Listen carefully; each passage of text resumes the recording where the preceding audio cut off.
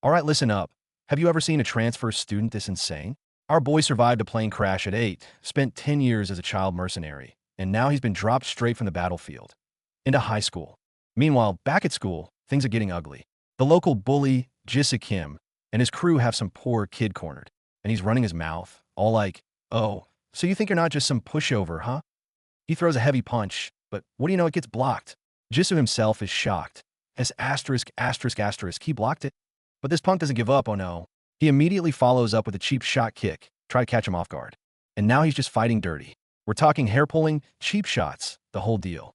This isn't even a fight anymore. It's just a straight up beat down as he wails on the guy. With his whole crew backing him up, Jisoo is relentless, beating the kid bloody. Seriously, look at this, they're not holding back at all. And see that guy with the eye patch? You just know he's the one pulling the strings. But in the blink of an eye, the tables have completely turned. Thud. One after another, the bullies hit the deck.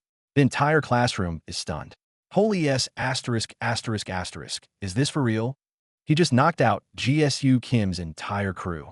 And there stands our boy, Ijin, without a single scratch on him, looking like it was just another Tuesday.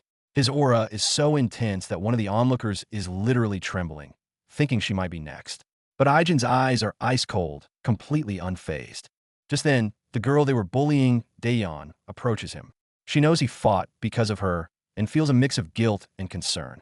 Seeing her teary-eyed, Ijin's cold expression softens just a little before he turns to leave.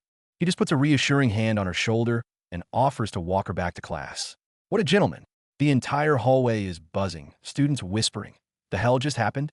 Did GSU Kim's entire posse just get hooped by one guy? Yeah, they did. And he's already moved on. Some students are just glad they weren't the ones to mess with a new kid, while others are straight up impressed by his skills. Through it all, Ijin just calmly reassures Daeyeon that he's got this. Later, Daeyeon feels super guilty and apologizes for dragging him into the mess. But look at our boy's response. He gives her this small, confident smile and says, "It's supposed to be this way." And just like that, Daeyeon is left completely speechless. For him, protecting people has become second nature. It triggers a flashback to his old life as a mercenary, a world where looking out for others wasn't the norm. It was a liability. Yep, that was his reality. A world of chaos, betrayal, and survival. Every single day was a fight for his life amidst gunfire and explosions. But things are different now. He has a family, people he needs to protect. He might not remember everything, but he knows this connection is real. He's finally fighting for a reason that's his own. After seeing Daeyeon safely to her classroom, Ijin turns to leave and slip. He completely wipes out in the hallway. 1 second he's a stone-cold badass, the next he's a total klutz. You gotta love the duality. Back in his own class, Ijin is instantly the center of attention. His classmates swarm him, praising him for what he did, saying he butchered the bullies and giving him a big thumbs up. His fighting style was so clean, so efficient, that even the bullies he beat are stunned. They're thinking, there's something different about that guy. He doesn't fight like any typical thug. You're damn right he doesn't. He's a pro. Meanwhile, there's trouble in paradise for the bully squad. This blonde girl is absolutely laying into Jisoo, calling him useless for losing. Of course, his ego can't take it, and they start screaming at each other. The blonde girl storms out, slamming the door behind her. "God asterisk losers," she mutters. They couldn't even handle one guy. Oh yeah, you can tell she's the real boss here, and this is far from over. And just as expected, she takes all her anger out on Daeyeon's little sister, taunting her and saying she's only brave because she can go running to her big brother for protection. But the sister just gives her the cold shoulder, which only makes the blonde girl even more furious. This be asterisk is ignoring me. She thinks, does she really think she can do whatever she wants? Like hell I will. Yep, the gears of revenge are already turning in her head. A bigger storm is definitely brewing. The next day, Ijin comforts Daeyeon, telling her they're the ones who should be sorry, not you. But elsewhere, the blonde girl's bullying escalates. She slaps Daeyeon right across the face and dares her to talk back. After school, Daeyeon is startled to find Ijin waiting for her. She's worried he's in trouble again, but our boy just coolly says he waited because he doesn't know the way home. What a surprisingly cute reason. The two of them head to the supermarket to grab groceries for their grandpa. Little do they know, the blonde girl is watching from the shadows, clenching her fist. We'll see how long that smile lasts, she thinks. On the way, Daeyeon gets a little curious and asks Ijin if he ever had a girlfriend back home. And our boy, being the straightforward guy he is, just gives a simple, "No, I didn't." Daeyeon comments that he must be popular with girls, but Ijin flips the script and asks if SHE's dating anyone, which catches her completely off guard and makes her blush. Back home, his grandpa surprises him with a brand new phone, the latest model, no less. Our boy is a bit taken aback. It's been so long since he's experienced this kind of familial warmth. His grandpa even thoughtfully saved all the family's numbers for him. Sitting around the dinner table, surrounded by this happy, chaotic family energy, you can see the ice around Ijin's heart starting to melt. Sure, his grandpa fusses over him and his sister can be a little childish, but to Ijin, all of this is precious. He never imagined he could have a normal life like this.